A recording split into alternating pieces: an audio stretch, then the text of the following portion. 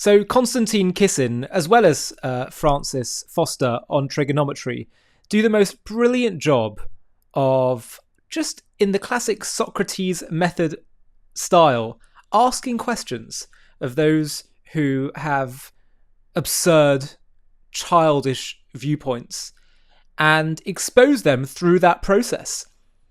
Dave Smith, who is a comedian turned anti-Israel spokesperson, is challenged here by them in a new trigonometry podcast, and they ask him about why he's so hostile to Israel, and just on a very basic level, what he would propose Israel in the aftermath of October 7th should do differently.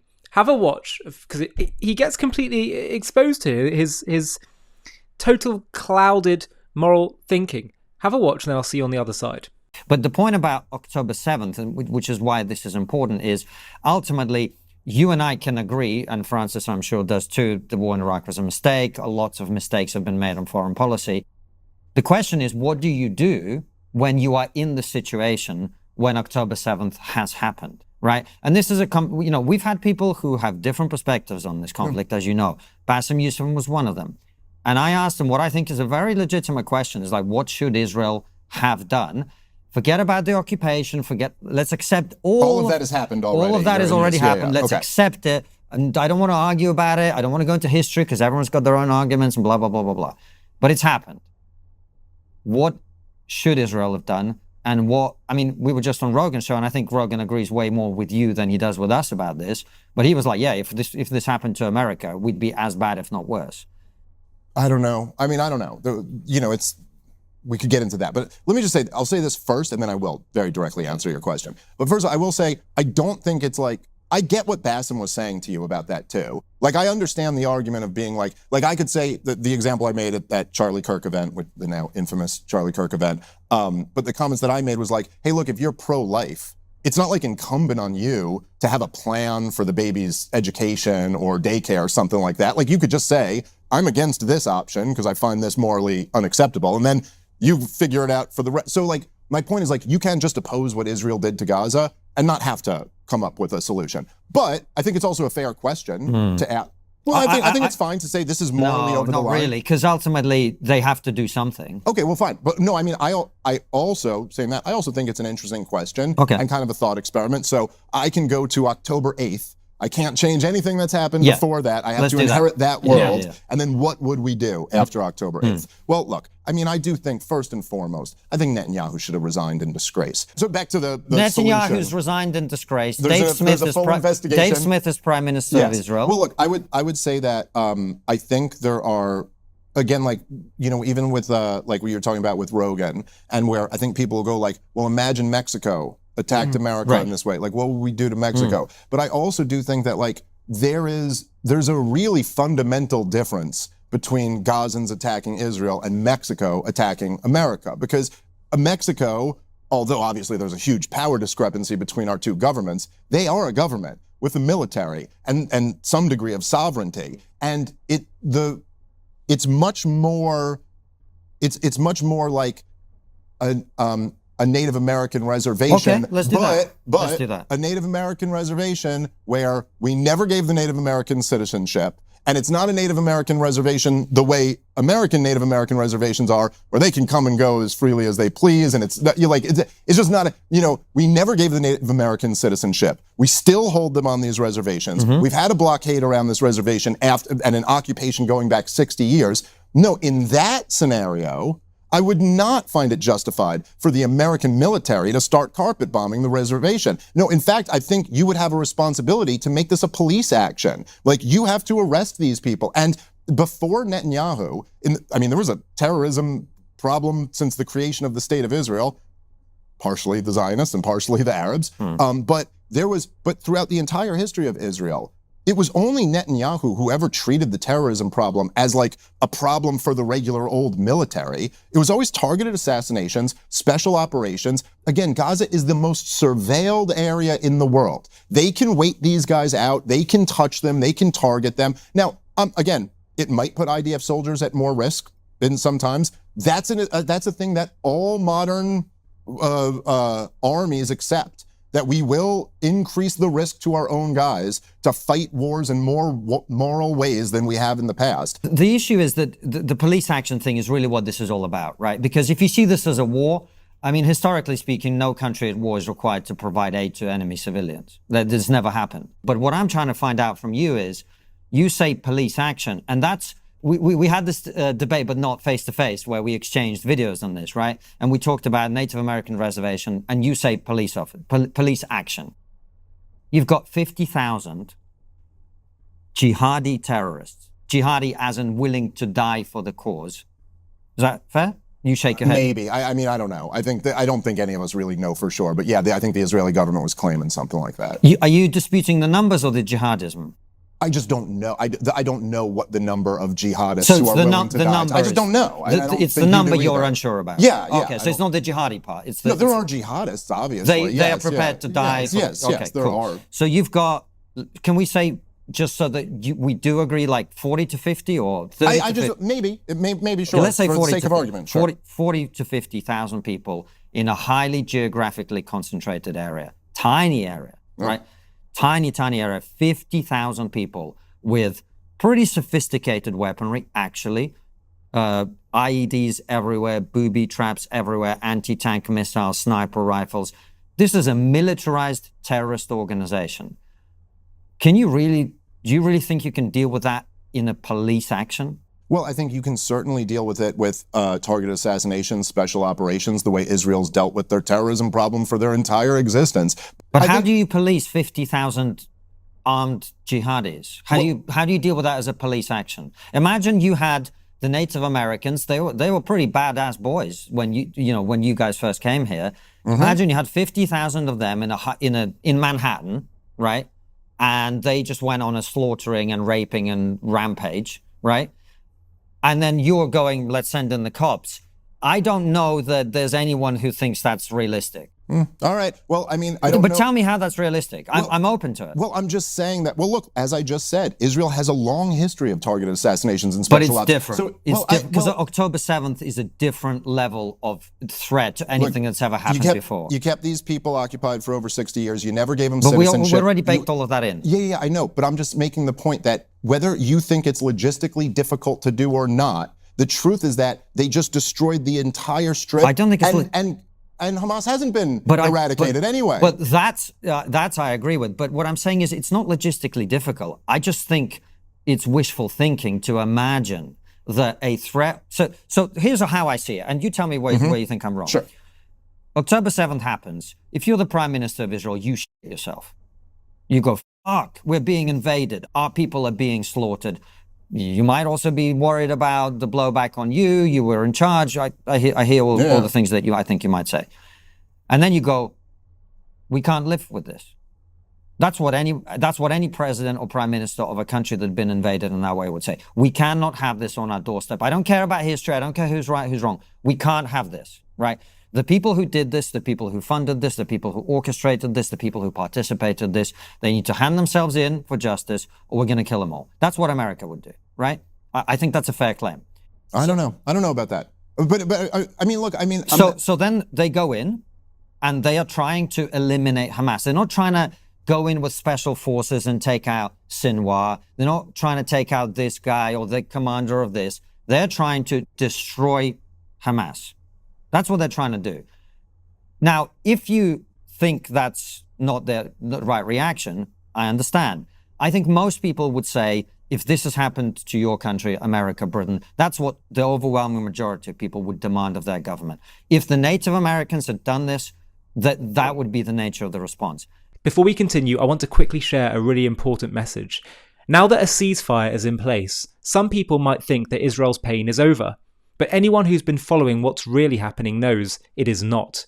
The toll that this war has taken on Israel's economy, on families, on ordinary people just trying to get by is enormous.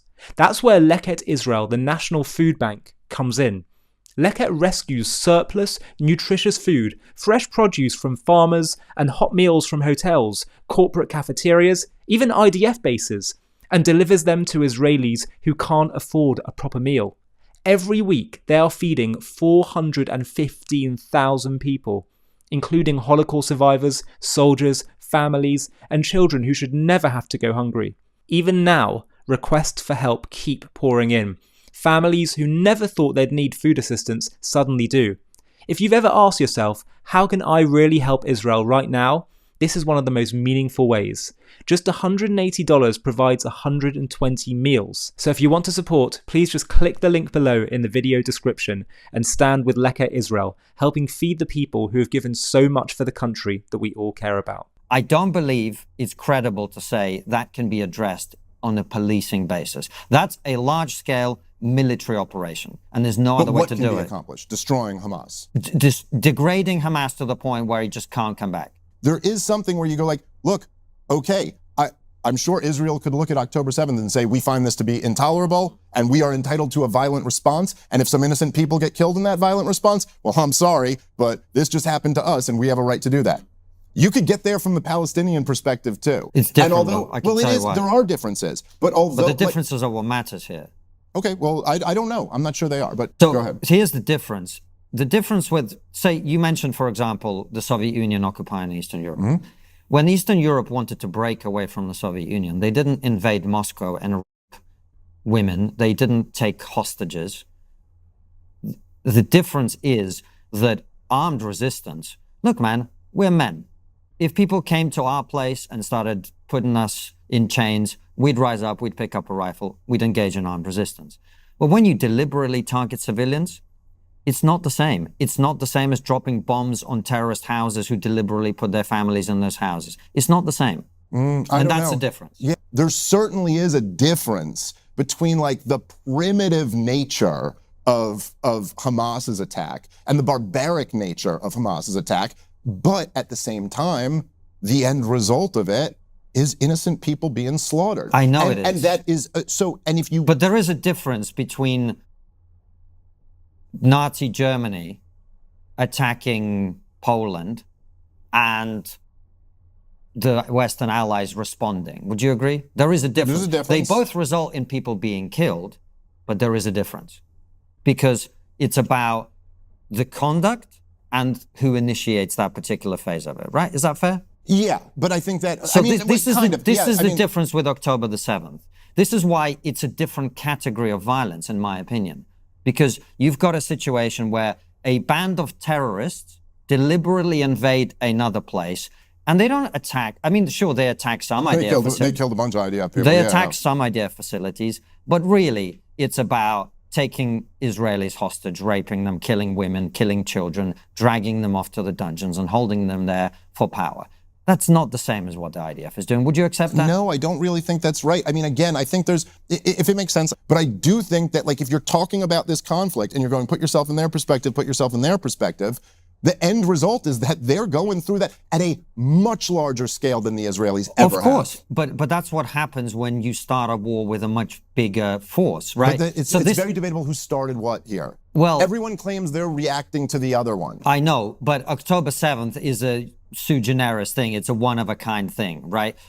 But October 7th is a sui generis thing. It's a one-of-a-kind thing, right? And the reason this really matters is, you know, I think you paint a very important picture. I don't think enough people, particularly on the pro-Israel side, get the scale of the suffering in Gaza, right? But if I were that father, I would be going, why are we here? How has this happened? And what I'd be saying is, why did you have to go and do October 7th? Why did you make me put a weapon cache in my house? Why is Hamas doing this to me? We were living in relative peace. The Israelis had left. I'm not saying it was great. I'm not saying it was the greatest place to live in the world, right? But we were living in relative peace. The Israelis had left. I could go and work across the border, blah, blah, blah, blah, blah. And now I've got IDF bombs on my head because you went and raped people. The scale of the suffering is something not enough people, as I say, on the pro-Israel side, give due credence to. But I also think that a lot of people who are anti-Israel, they use the scale of the suffering to confuse the issue of who bears ultimate responsibility for that suffering. And that is really the area of disagreement, right? Because we can all agree that what's happening... Look, man, I'm a father. When I see what's happening in Gaza, it makes me sick. Yeah. And it should make everyone sick. But the reason we disagree is that I believe the people who are responsible for that are the people who did October the 7th. And I'm on the record as saying this. If Hamas had attacked IDF installations, I was totally undecided about Israel and Gaza until this war broke out. I didn't, we had Melanie Phillips on the show in like 2019, and I was like, oh, Melanie, you tell this great story about the creation of the State of Israel. I think it's a little murky. I was undecided, right? But when October the 7th happened, I was like, the people who are responsible for what comes after this is the people who did this.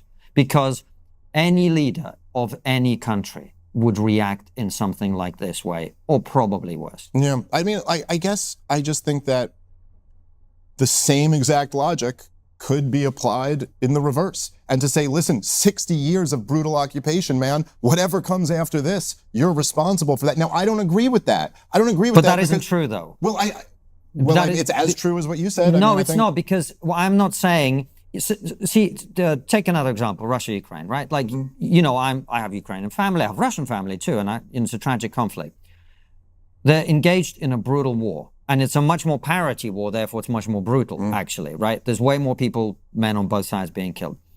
If Ukrainians, who I support, went on a rampage in western parts of Russia and started raping women and taking children hostage, I would be like, there is no fucking way this is justified. There is no oppression, killing, butcher, murdering in Ukraine that Russian soldiers have done that justifies this. This is an outrage. This is completely unacceptable. It's a different type of thing to the conflict you've been engaging in. And if you do this and the Russians then go ham, you caused this, is how I'd feel about it, right? Yeah, and that's the difference. Yeah, I guess I just don't. So certainly what I would agree with is that, right, like no matter what, and I think this almost just comes down to like individualism versus collectivism.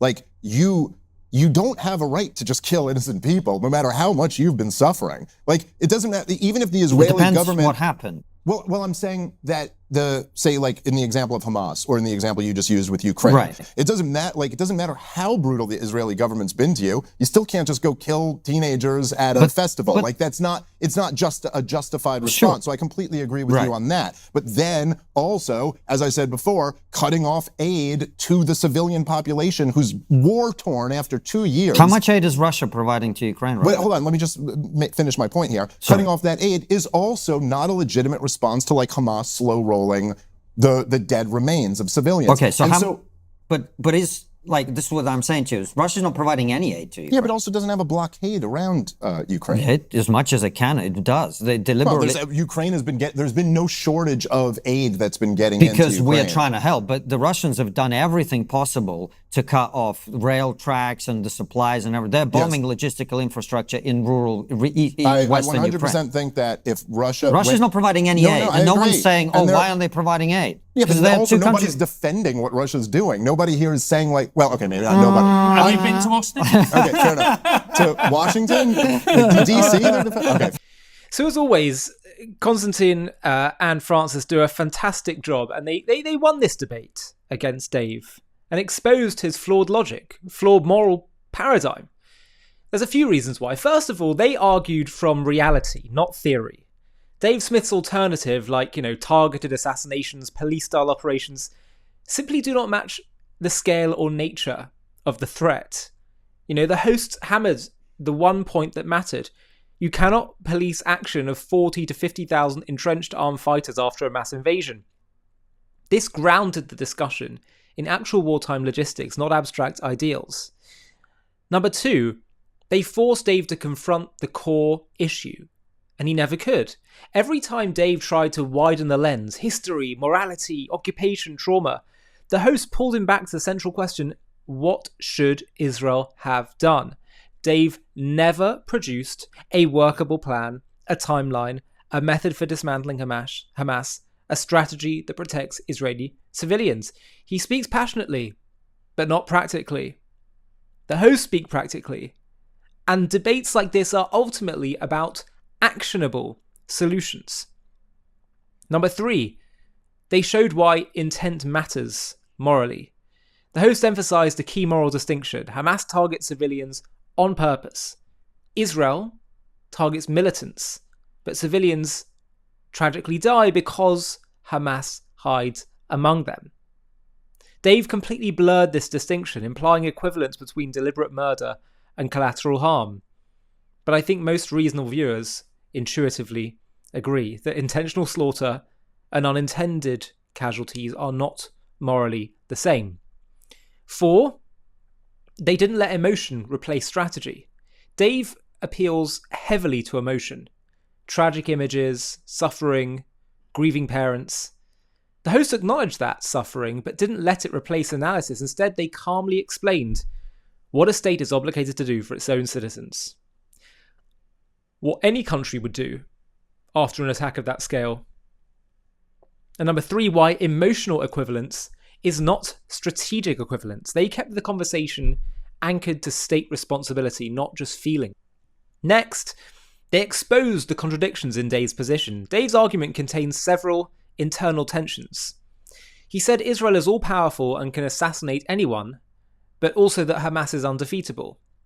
He said police operations would work, yet admitted Hamas is deeply fortified, armed and numerous. He said Israel's bombing hasn't removed Hamas, but didn't offer any alternative that could. And this is key. The host didn't attack him personally, they simply highlighted these contradictions by asking, so what exactly should Israel have done? And this question repeatedly boxed Dave into vagueness while strengthening their own clarity. Number 6, they represented how normal people actually think about October 7th. The hosts articulated the instinctive common sense reaction that most viewers would have after a terror massacre. Our country cannot live with this threat on its doorstep. We must eliminate it. Dave's framing required viewers to adopt a highly abstract philosophical view disconnected from what real states do under real attack. And in debates, the side closer to normal human intuition is more likely to win. And they also stayed consistent while Dave moved the goalposts. The hosts held one consistent position throughout: a state must protect its citizens after a mass atrocity.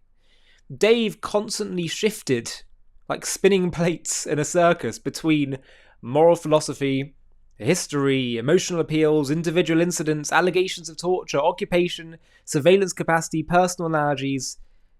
It felt like he was fighting every battle except the actual topic. The host stayed on topic. He didn't. And this, by the way, is the nature of anti-Semitism. They are not it's not logical. I'm not making any claim about Dave's own views in terms of what's in his heart. But the lines he's parroting are what the anti-Semites use. Because it's not logical anti-Semitism. It's based on emotional issue, resentment, something, envy, jealousy towards the Jewish people. And by the way, yes, you can have self-hating Jews before you raise that point. So it's emotional. And one of the things people try to say when they say, well, you've got to understand the history, that this really is resistance. This, by the way, is also why it is essential to get up to speed with the history of the conflict, because Dave has bought into, more than that, is preaching the anti-Israel and anti-Semitic lie that fuels this entire conflict. And what is the lie? The inversion of cause and effect. Dave will say, and others will say, why are you talking about October 7th? You've got to look back and see all the terrible things Israel's done. Israel started this. Israel caused all these atrocities, took the land, stole the land, colonized, committed war crimes, displaced from 48. And the Arabs are just responding, they're just resisting. If you study the history, you'll see it's the other way around.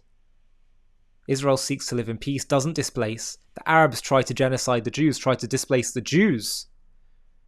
And the Jewish people respond by defending themselves. But they try and turn it around. No, the Jews started it and we're just resisting. Every time. Happened with Gaza 20 years ago. They say, well, Israel turned Gaza into a concentration camp, so look what do you expect to happen? No. Israel left Gaza and said, go and make a success of it and show us you genuinely want statehood and peace. And what do? They turn it into a terror hub, raise a generation to commit this atrocity on the Jewish people. on October 7th, where they call up their parents in these kibbutzim and say, Mum, Dad, I've killed some Jews. Allahu Akbar. The greatest slam dunk proof of all of this I would ask Dave about if I was in conversation with him would be this. If really the Arab cause, the Palestinian cause, is just about resistance to Israel and being displaced, what was the Arab Islamic massacre against Jews in Hebron in the 1920s about? There was no Israel then, no Zionist entity then. Then you say, well, Zionism, Jews were already starting to migrate there. Peacefully, legally, but they were starting to migrate there.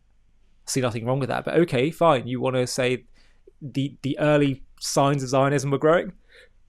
But what about the Arab massacre, pogrom of Jews in Svat in the 1830s? How do you explain that one? The cause and effect is the wrong way round, and that is why you need to get clued up on the history. If you know the history, you can't be intimidated by this pseudo-history, this nonsense. And so if you haven't already, you need to see our documentary on Arab anti-Semitism before Israel's re-establishment. I'll show you the trailer now, and if you want to watch the full thing on JTV+, just click the link below in the video description. This is really one to watch. Picture yourself. It's 1834, and you're a Jew living in Svat, which is a northern city in Israel, then under the Ottoman Empire. Your family is part of this ancient city's spiritual heart for generations. You study Torah, you trade in the market, and live quietly among your Arab neighbours. But one day, a mob storms your street, shouting, "Kill the Jews!" Your home is looted, your synagogue burned, your loved ones beaten. This isn't about Israel. Israel won't exist for 114 years. This isn't about settlements, the IDF, or the 1948 displacements. This is raw, violent hatred aimed at you for being a Jew. And it's not just in Palestine, it's part of a centuries-old story of anti-Semitism woven into Arab and Islamic history, from the dawn of Islam to the streets of Hebron. The claim that this conflict began with Israel's creation, the Nakba, or modern policies, is a farce, a distortion that collapses under history's magnifying glass. Welcome to JTV+. I'm Ollie Annersfeld, and today we're uncovering a history too often buried, the relentless anti-Semitism among Arabs in Palestine before 1948, rooted in a broader Arab and Muslim hostility that began with Islam's inception in the 7th century.